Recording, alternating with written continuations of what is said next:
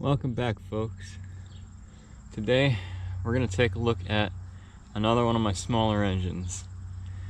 This right here is a 1950s Clinton Model 350. This engine is rather rare and it's a rather odd design. I'll show you why in a moment.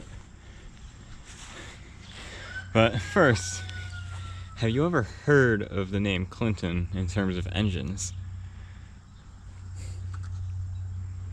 It's kind of an unusual brand name that not a lot of people think existed. But they did, and here's a fine example of one of their engines. So, the Model 350 and its slightly smaller twin, the Model 300, both have a rather odd configuration with the cylinder head. And the way it works is, well, I guess it's not the cylinder head, it's the cylinder itself, the way it's designed. You have the piston over here, and then the intake valve and the exhaust valve. On a normal engine, this setup would be rotated 90 degrees. You'd have the piston over here, and then your intake valve and your exhaust valve. Because of this odd setup, this engine actually has two camshafts, each individual one for each valve. So technically you could consider this a dual camshaft single cylinder engine, which is kind of cool and kind of odd. This is a more recent purchase of mine. I did not buy it very long ago, but it was a good deal, and I didn't think I was going to find one, and I found one and didn't think I'd find one again, so here we are. You can see I've mounted it on a base, just a couple pieces of 2x4 cut and handles on them so you can lift it, give it a little more stability. There's a reason for that. I'm building a few of them for a couple other engines, and I'll explain that in a future video soon. I also bought a couple of other engines when I bought this one, so I'll show you those in a future video as well.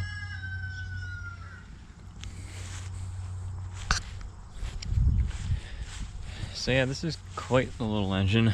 I don't know what its horsepower rating is, but I can't imagine that it's very much. It's a pretty small little thing. I had the head off of it. It's tiny. They got really small pistons in these, like unusually small. This has the rare-ish Safety View clear plastic oil bath air cleaner. I don't have oil in it at this point. I will put oil in it eventually, but not yet.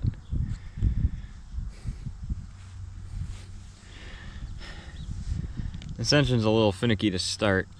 I'm going to start it up in a few minutes. I know for a fact it's not going to start in one pole, or it shouldn't start in one pole. It's never started in one pole, and I kind of understand why, because this carburetor over here is about the most simple thing you could possibly ask for in terms of a carburetor. There isn't even a fuel bowl, actually.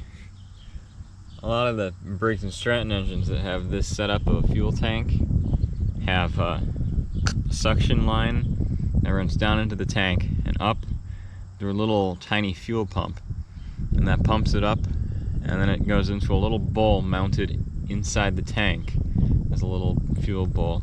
But this doesn't even have that. It's just a little suction line up to here to this single adjusting jet right here.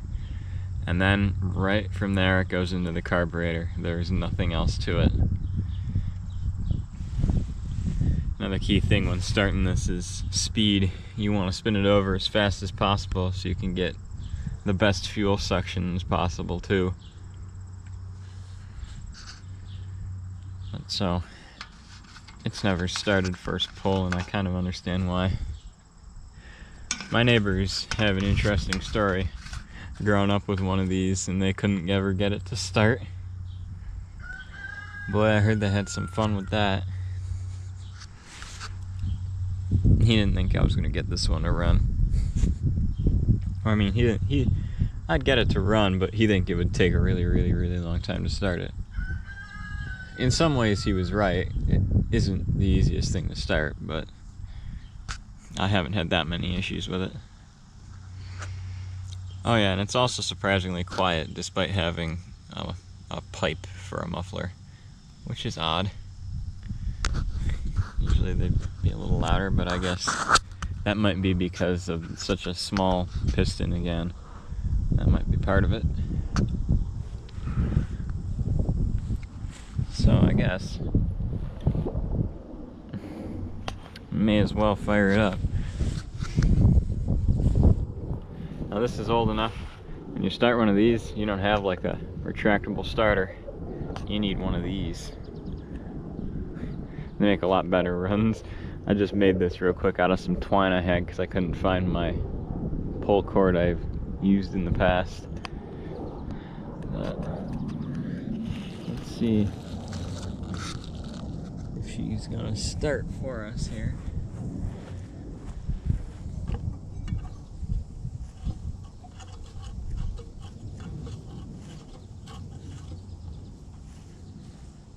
You just wrap it around there a bunch of times. I'm gonna get it ready. Choke and pull up there. Here we go.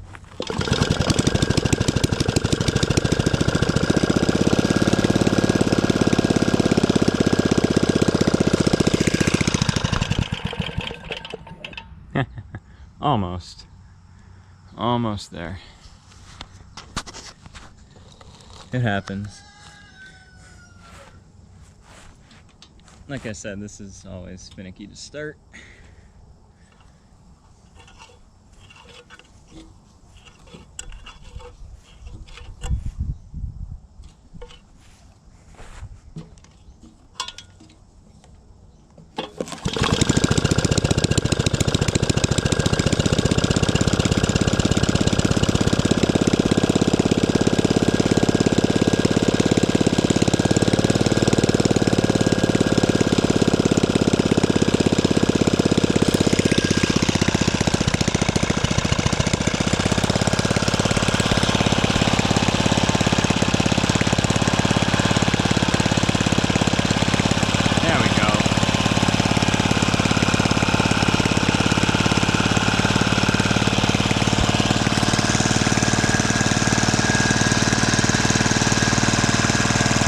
Looked like my main jet was a little bit lean there, so it didn't want to stay running. Of course, the moment I say it doesn't like to start up first pull, it fires right up first pull. Because, you know, why wouldn't it do that?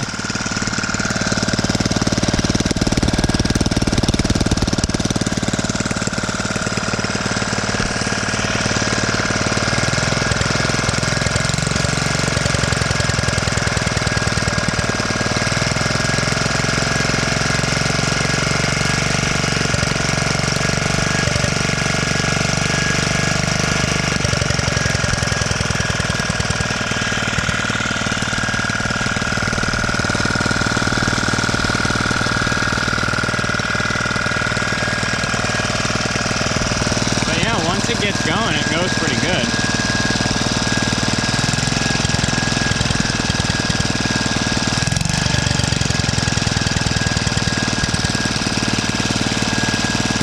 It's a cool little engine.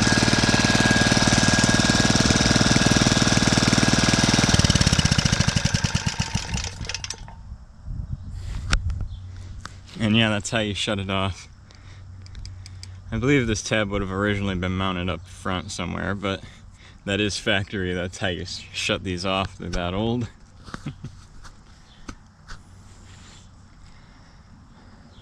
But yeah, that is my Clinton Model 350. It's a cool little engine. You don't see them every day. And I'm glad I bought it. It seems like it'll make a nice addition to my little collection. So if you like engines like this, consider leaving a like and subscribing, because again, I have more. If you don't want to miss out on those videos of them, please subscribe. I would appreciate that. I'm just doing this for fun and because I want to show people what I can do, show people my equipment and the work I do, and prove that not all teenagers are lazy and don't know how to work on engines. I enjoy this stuff and I just want to share my experience with the world, I guess.